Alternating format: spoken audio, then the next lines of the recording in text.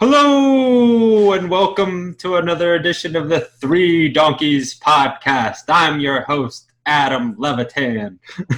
Go ahead. That's it. You gotta introduce us if you're gonna be the host. Joined as always by my two fellow donkeys, CSU Ram 88, aka Peter Jennings, and Bales, and of course my good friend Jerry. Man. All right, now ask Peter how it's going. How's it going, Pete? Been better, but that's all right. All right. We could have gone with that, but then you just killed it. I should have kept going. All right. Hello and welcome to another episode of the Three Donkeys podcast. My name is Adam Levitan. I'm the father of a very special lady, Jerry. If you're watching on video, you can see her taking a little nap back there. As always, I'm joined by #regular employee, Jonathan Bales. I am joined by the man with all the connections in Colorado, Peter Jennings. Let's start with Bales. Big day in the crypto world, which we'll get to momentarily. We are on the verge, a few days away from the 1 mile race down in Miami. Bales, how are you feeling? As far as crypto goes, I'm feeling great. It's hard not to. There's certain days that crypto just goes wild, and it's hard not to pay attention to it and try to trade. And it's a big net worth boost today, so that's been great. As far as the mile, I feel awful. I've now run worse, 10 straight days or something. I don't know. Every single time I run, it's worse. I am a complete lock to lose. I might not even do it. Yeah, I kind of feel the same way. I'm just kind of out of gas at this point. I'm just ready to run the race and have it be over with and never run again. That's really my whole attitude. I'm really never, ever going to run again. Speaking of never running, refusing to run, we have Peter Jennings here. Peter, what's going on? One of the only good decisions I've made this year was deciding not to be involved in this mile race. It was an easy decision. I do, however, want to do some cardio stuff, like biking or swimming.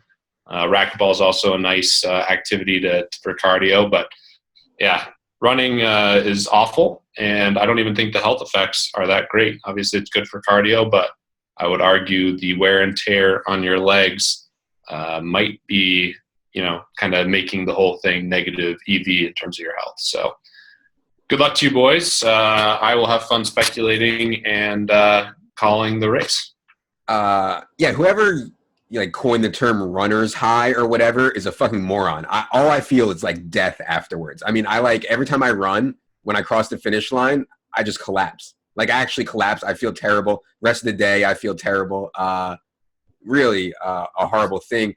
If people want to watch this debacle, it will be going down Friday at the, what's it called, Bales? The Alton Park, 16th and Alton in South Beach. I have no idea where it is. Yeah, I think it's 16th and Alton. I think it's on the Bayside in South Beach Friday morning. We'll obviously be there. Peter will be there filming.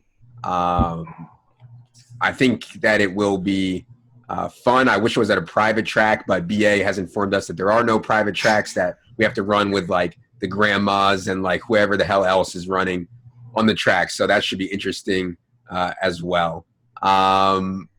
Peter, do you have any plans for commentary? Are you going to bet any more money? We have 3-1 on 500, very small wager. Are you planning to get any more action down before the race? Only if you'll speculate with me on crypto. If we settle in crypto, Levitan, I would be tempted to get some more action with you. Okay. Bales is done. I mean, Bales. I refuse to speculate with Bales on this race. So why? Because your only chance is some crazy you punch both Levitan and BA in the nuts and start running, or you have some crazy drug that you've bought off the third, I don't even know. You've bought somewhere off the internet with your crypto, and I don't want to really speculate on those two things. So I'm down to do it with Levitan though, because Levitan is live, but I don't know what price you'd want. Yeah, I mean, I think a fair price is 3-1, but to win to get the outright. But yeah, I'm not interested in that. Okay.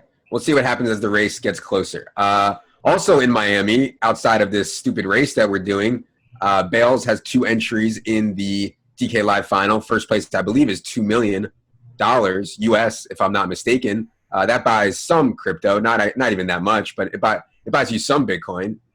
Bales, a general strategy for having 2 entries, and what do you think your true odds are to win the outright with 2 entries? Yeah, I don't know. I haven't thought about my strategy really that much.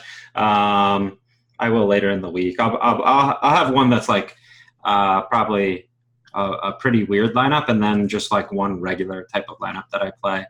I don't know that I'll have like I definitely won't have a chalky lineup. I might have like a couple chalky players or something. And odds to win, I mean, with 2 into 200, it would be 1% on average. So I don't know. It's probably like 1%, honestly. Maybe it's slightly above. I'm pretty good at like qualifiers and maximizing the chance of winning as opposed to cashing type of thing. But the field's so hard that I don't think there's that much of an edge, honestly. Yeah, I did take an initial look at the salaries. It's hard for me to tell this early. It does look like Kenyon Drake, assuming Damian Williams is out again, would be the chalk. So that'll be interesting. He's only 5,800, at least 25 touches in 2 straight games. So that'll be an interesting decision for people down there in Miami. He's playing up at Buffalo. Anything else on the Miami trip? Are we in a party? I mean, Bales, are you staying out all night the night before the race? I mean, there's some wild stuff that goes on in South Beach. Definitely not my kind of scene, but you can definitely get a little wild down there. Out of line, as friend of the podcast, Joe Ingram would say, down there in South Beach. Yeah, I'll go out. I don't think it I feel like I can always regroup. Like it's not going to even affect me. It's probably so naive, but I think I could go out all night and then still run the same time. So yeah, I'll go out Thursday. What about you? No, absolutely not. I'm going to be Thursday night. I'll be sleeping by like 11 for sure. I've just put too much like pain into this to risk anything. Like it's like the worst thing ever. I just put way too much pain into it to risk anything. I'll be trying to run my optimal race. Peter, you will be there. You've lost 35, 40 Bitcoins trying to qualify. Didn't make it, but you're still going. Bit of a cuck move, I might say, but glad to have you there. Thanks, buddy. Plus one life. The wound is already wide open. You pour the salt in it. Still have a little bit of a sweat in the final, but yeah, just a devastating sequence of events. Yeah, I mean, I don't even know. Through 6 teams in the Mega Q, had all those teams in the luxury box, and the one team I decided not to throw in would have qualified in stack. So frustrating to say the very least, but that's kind of the way the cookies crumbled this year. Top of that, getting berated on Twitter nonstop, which is awesome. But the good news is we'll be out there in Miami. I'll have fun speculating, and yeah, we'll be going out. My wife actually today was asking me if we were going to be going to any strip clubs. So, another fun thing to talk about with Miami is always talking to the wife about the possibility of strip clubs with fellow DFS degenerates. So, have either of you guys had that conversation with your significant other? What was your answer? I said, of course not.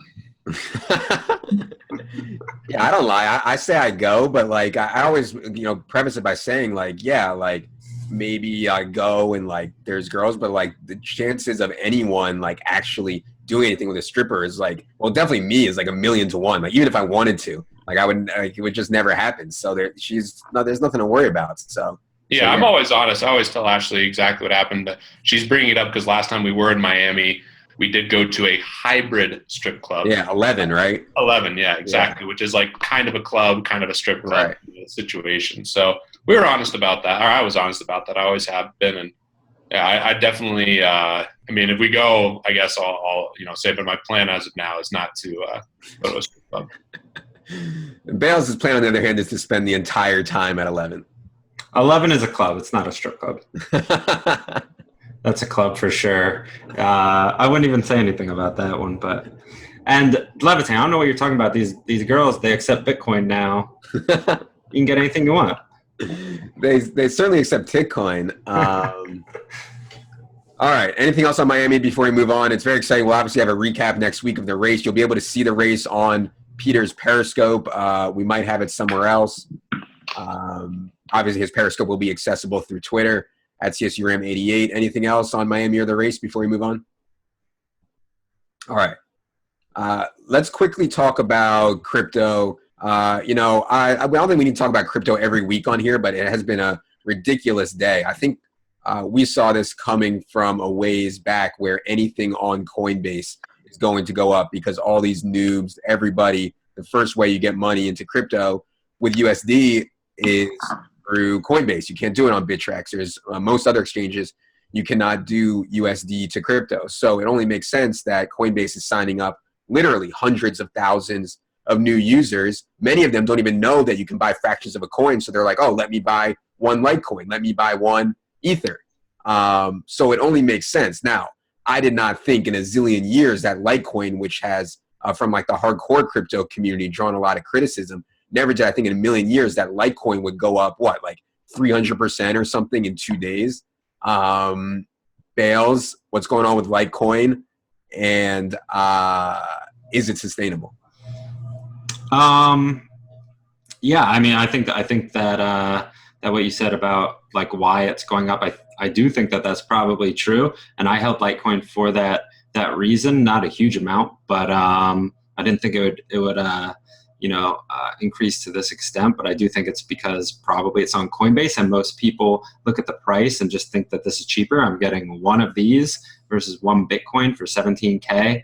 I can't stress enough how little that matters. The price is effectively arbitrary and not completely arbitrary, but it's irrelevant. It just depends on how many shares there are, and you're buying like a certain percentage of the market share or the potential market share of a coin. So the price doesn't matter. It's really just like how much you put into it and how much you think, what percentage you think it'll rise or fall from there. But yeah, most people don't know that, and I think that that's the reason for the rise behind Litecoin and probably Ethereum as well, in addition to the kitties. So yeah, I don't know. Is it sustainable?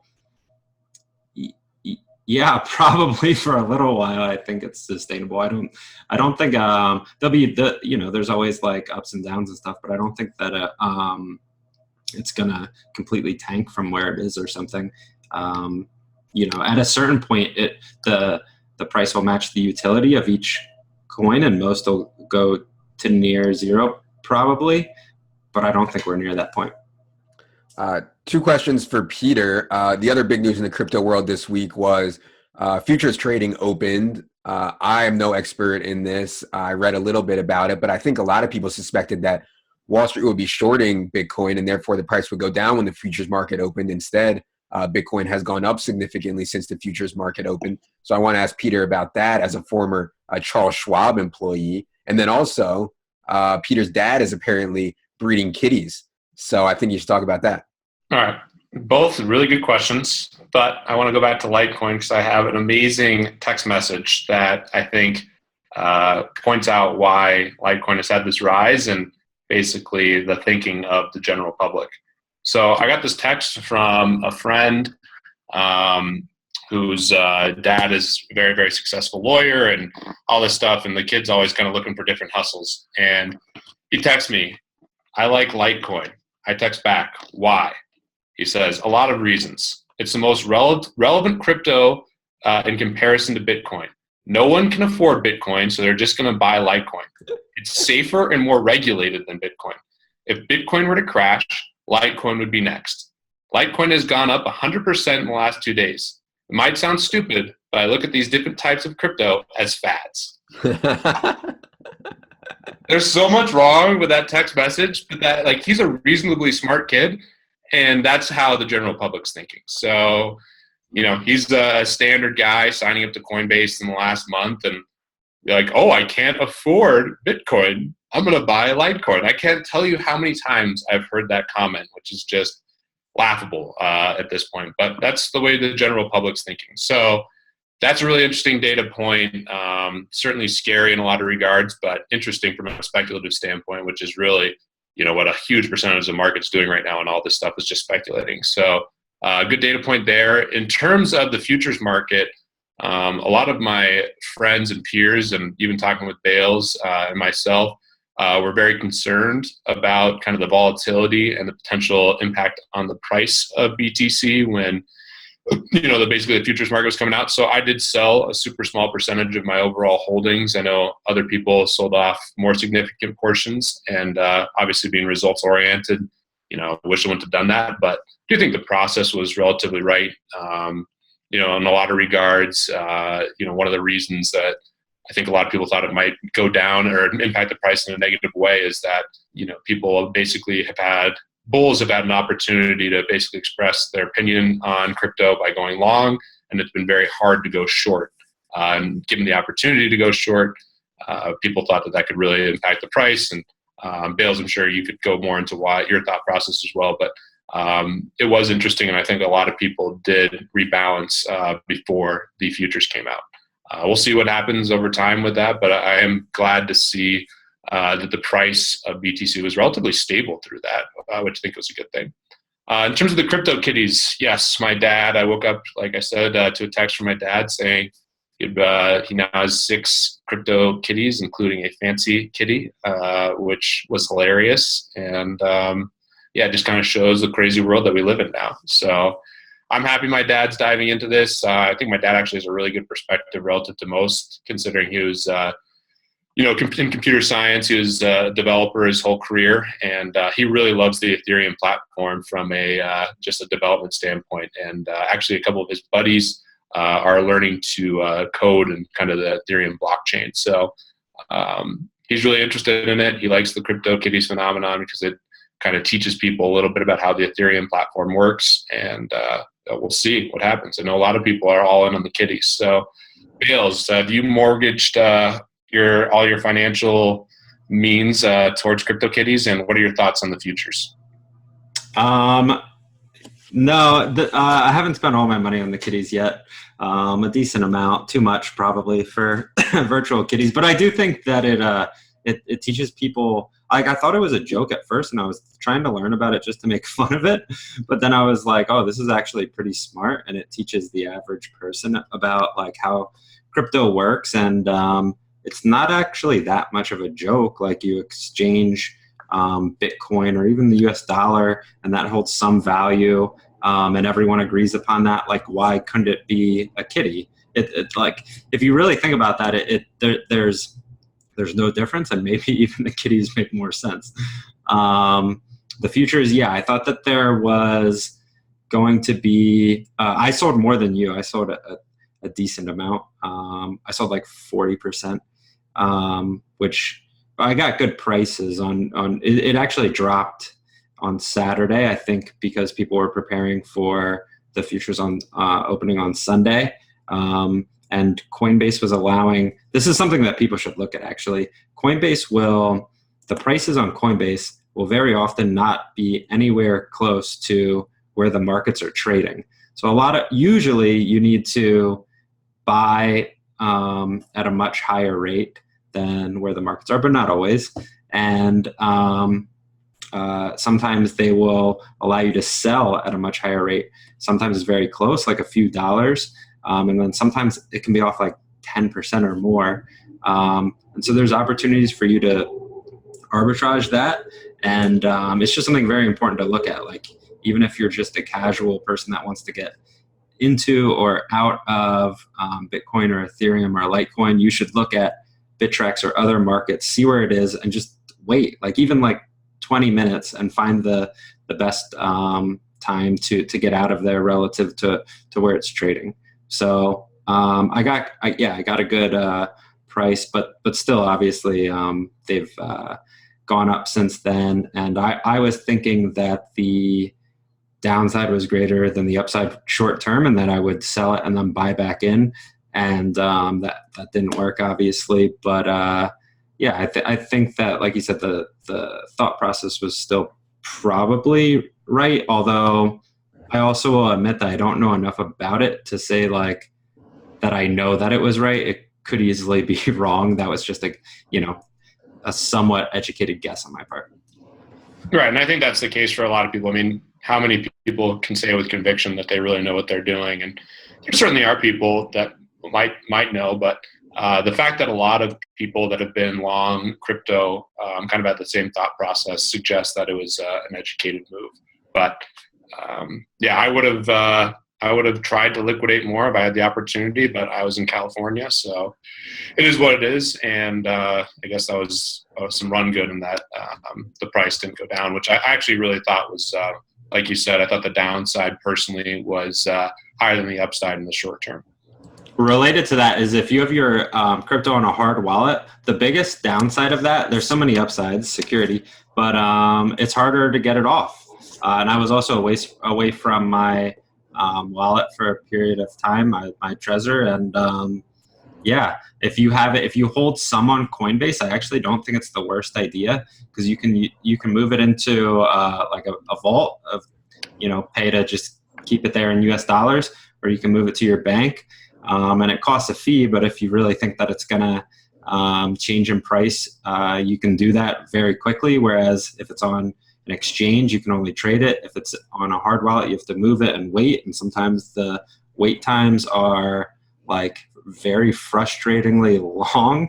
So that would be the argument to have some percentage of your crypto portfolio on Coinbase or wherever you're or a variety of different exchanges or like I guess it's called like a soft wallet or whatever. All right, let's move on from crypto because we got a bunch of listener emails this week.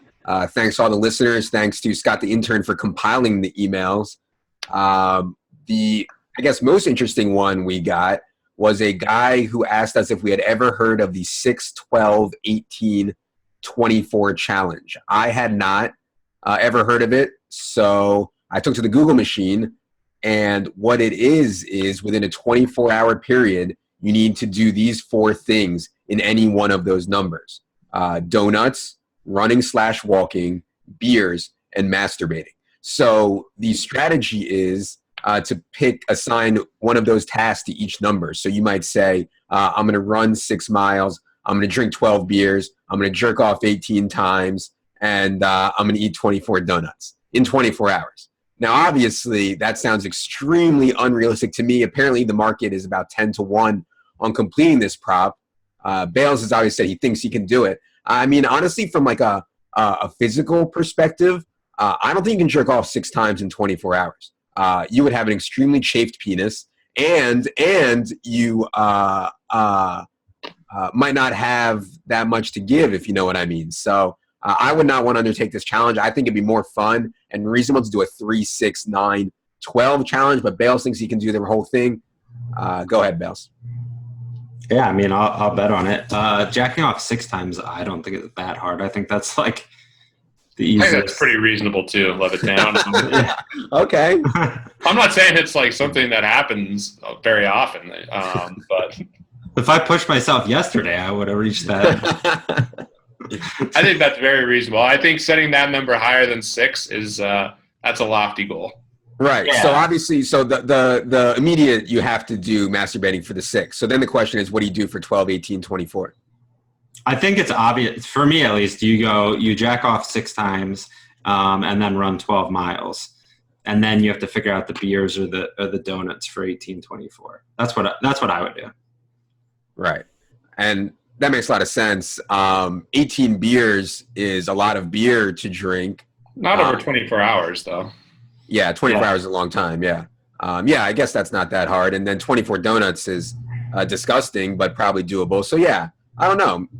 I guess I think the hardest one might be the running. Or the hardest one might be jerking off. I don't know. Dude, the hardest one's going to be eating 18 or 24 donuts. Yeah. I would go 24 beers. It also it depends on I assume it's like a standard like Miller Lite beer, but what's the size of the donut?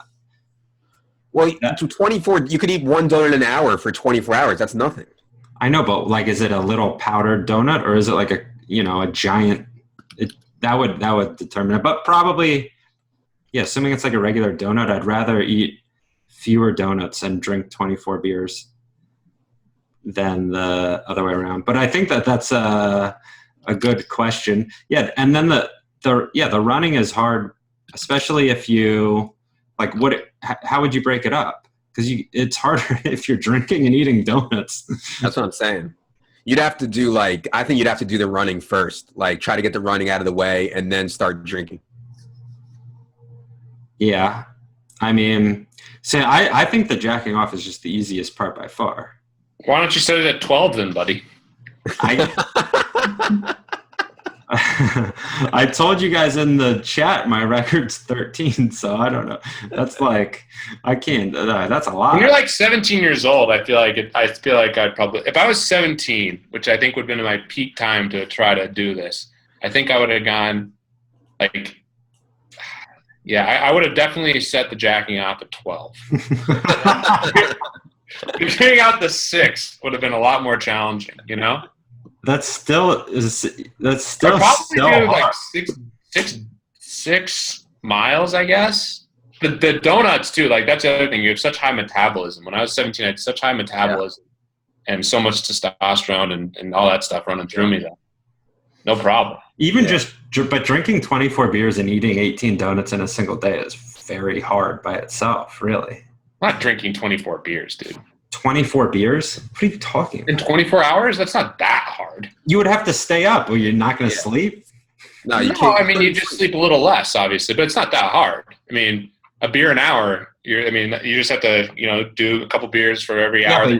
Yeah, I know, but you're not going to have every hour. You're busy jacking off and running miles. Like, yeah, the beer does dilute the jacking off part. I mean, that's the hard. Yeah. You gotta get that part. There's some strategy there. Yeah, I didn't think about that. That could be a problem. You're also gonna puke at some point, depending on how you allocate the running and the donuts. Are you allowed to puke? I don't know. That seems like cheating. You just keep throwing up. Yeah.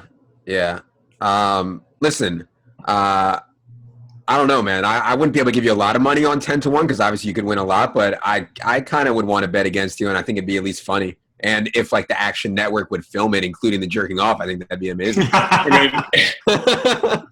about a new business. The Action Network is taking action to a whole nother level. # regular employee jerks off 6 times in 24 hours. One other quick thing that speaking of these challenges, this is an epic challenge that I absolutely want to complete in my lifetime. It's called the Nines here in Colorado. You ski 9 runs, you play 9 holes of golf, you drink 9 beers, and you go to 9 innings of a baseball game. Easy game. Not that easy. 9 runs. You got to get up right as the lift opens, or you could play golf first. Honestly, it just depends on how you. Because the problem is you have to obviously do this in the springtime. You got to time. You have to have the perfect weather for the day. You got to time the golf and the skiing, which are farther apart. And then you got the 9 innings of the baseball game, which is a fixed time. So I don't know. Yeah, that's cool and all, but there's no jerking off in it, so it's really not that interesting. I mean, I think that's it's not as interesting as the other one. But no. Anything else on this, Bales? I think we should move on. Real quick, why do you think jacking off 6 times in a day is hard? Is like the hardest one? I don't know, man. I don't know if I have that much to give at this point in my life. I don't know. I might. I've never tried. You've never jacked off 6 times in one day? No. What? What about when you first found porn, Levitan? My apparatus starts to hurt, man. Dude, what's your personal record, Peter? Dude, I don't keep track of things like that. My guess is if I had to, when I was like 17, 18 years old, it would have been like, I don't know, 8, 9, 10 times, something like that. In a 24-hour period? Yeah, when I first like had LimeWire and I could start getting all those videos, man, I was yeah. I jacked off 13 times in one day. I mean, I was like dying at 9, but I knew I had to go for, Why did you go? Why did you stop at 13? And why did you keep going, Bales? Was there a bet? No, there was no bet. No, it was just for fun.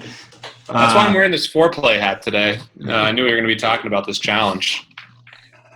All right, pretty epic here, boys. As a regular employee, I mean, I'm not an employee at all. As a regular employee, I advise you to stop this conversation, Bales.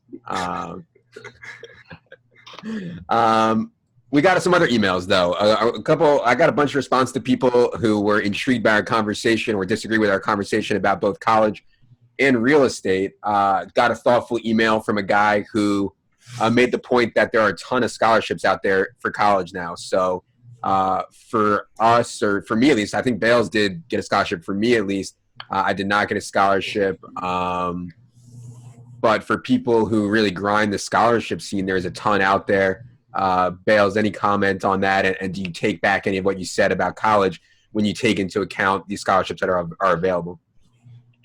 No, I don't take it back, but I thought it was a really good email and a good point that financial aid is much easier to come by than it was even when we went to school. And there's lots of potential scholarships out there. I tried to, when I was in like 11th grade, I think I applied for all these different scholarships, and they're like, there's not that much competition. You can actually win a lot of them and make a lot of money to help with education. So I thought that was just a really good point. And like we said, there's lots of benefits to going to school outside of just what you learn, and it's a good experience for people. So I don't think college in and of itself is bad, especially because when I was 18, I wasn't ready to do anything. Like, you need time. So if you could just do that as cheaply as possible, I would say. Also, we got an email about the real estate thing. Guy who disclosed himself as a real estate agent, but had reasonable points that even if you pay a ton of interest, if you do stay in a house for a long time, at least you have something to show for it at the end. Whereas if you stay in the same place and rent that whole time, you have nothing to show for it. So there's definitely two sides of the coin on the real estate thing too. Would you agree, Peter? Maybe we bashed renting too hard. I mean, I think we brought up fair points, and I think Bales is the strongest on the renting side. For me personally, I think buying a house is smart if you plan on being there for 10 plus years. That's kind of my cutoff in terms of time, and obviously it can be different depending on your cash situation and what you're doing it for. But to me, in terms of where you live, your primary residence, I think it makes sense to buy if you plan on being there long term. If you don't, I think there's so much value in renting. All right. We have a lot to do before we're all leaving for Miami tomorrow, so we are going to move on to the picks portion of the program now. Me and Bales, or is it me and Peter? This is my first time on the board, I think. Yeah, me and Peter chopped. The Broncos did get the cover. Broncos with an amazing performance. A friend of the podcast, Drew Dinkmeyer, had a massive day using the Broncos defense, which turned out to be pretty sharp play. So Broncos covered. Pete and me chopped up Bales money in the picks. I was able to win the 3-man, which is always exciting. Let's move to this week's picks. I believe I picked first last week. I think Peter may have picked last. So, Peter, why don't you go ahead? Yeah, it's about time. I think I've been in last in the picks, and I think I haven't gone first in like 8 weeks or something like that. So thank you, boys, for finally giving me the first pick. I'll take the Steelers +3 versus the Patriots at home. Patriots defense is really beat up, short week. It's scary to go against the Patriots. First time in a while we didn't take, the home massive dog versus the Patriots this last week. And, of course, Miami doesn't just cover. They went outright. But I'll take the Steelers. I think they're playing pretty well. Obviously, they're dealing with a huge injury on defense too. But I think that at home, it's not a bad pick to take them +3. Go ahead, Bales. I'll go Giants +7.5 at home against the Eagles. Obviously the injury there, but the total's only at 40. And this is something I've done a lot this year, is taking big dogs in games that are potentially going to be low scoring. It's just hard for the if it's a low scoring game, it's hard for the favorite to cover in that situation. The 8-4 Tennessee Titans. 8-5 Tennessee Titans are going on the road to the 3-10 San Francisco 49ers. The San Francisco 49ers are favored. I think when you see stuff like that, it is a red flag. I will go ahead and lay the 2 points with Jimmy Garoppolo and the 49ers against kind of this crumbling Titans team. I think I've seen some concerns, not a lot, but some concerns on Marcus Mariota's knee. And when he does not have his mobility, can be a problem for the Titans. So Niners -2. Yeah, I was going to do Bale's pick. That was my number 2 pick there. I'm going to go to the Browns, getting 7.5 versus Baltimore. And Baltimore just played well, but I'll use Bale's thought process. Is Corey Coleman playing? Is Josh Gordon playing? And hope that the Browns can cover this one. By the way, Browns was one of the worst beats that I've taken in a long time. Man, that was a tough one. Up 14 points, getting 3.5 with like 8 minutes to go and not cover. Shouldn't even count. All right, go ahead, Bounce. Browns was my next one. I love that one, obviously. And I saw someone ripping you on Twitter, Peter, about thinking the Browns would be good. I thought they were going to be. Yeah, he said he's printing money just doing the opposite of what I say, which is probably true, but it's fine. Nah, that was I thought the Browns would. I thought the Browns would be good as well. Yeah, it's. By the way, that's just so funny to me. This guy's been following me, and he's just going out of his way to just rip me on Twitter. It's just so funny. People think they're. It's amazing how. It's amazing what people say when you're doing well, and when you're doing bad, and it's funny to see their reactions. So. Yeah, I appreciate those kind words from him. It's so easy to critique people. Especially on Twitter, and there's so many trolls, and there's so few people that just like, I don't know, are don't feed into that, and it's just so much easier to rip someone than to praise them and realize that they're just like not doing well, and but overall making sharp plays or something. But okay, I'll go same reasoning. Houston plus 10.5 at Jacksonville, total 39.5 there. I'm going to go with the over in that New England Pittsburgh game. No Joe Hayden, no Ryan Shazier. We know about problems that New England's defense has had. I actually think New England's defense can be good, but the style they play just lets teams chew up yardage and maybe try to play this bend but don't break style. But I think over 53. And by the way, before I forget, Bales, didn't we have a side prop on Vikings Panthers last week? Yeah, you won that one. Yep. Yes. I expect that to be reflected in the overall standings on the website. Of course it will. All right, Peter, go ahead. Okay. Let's see here.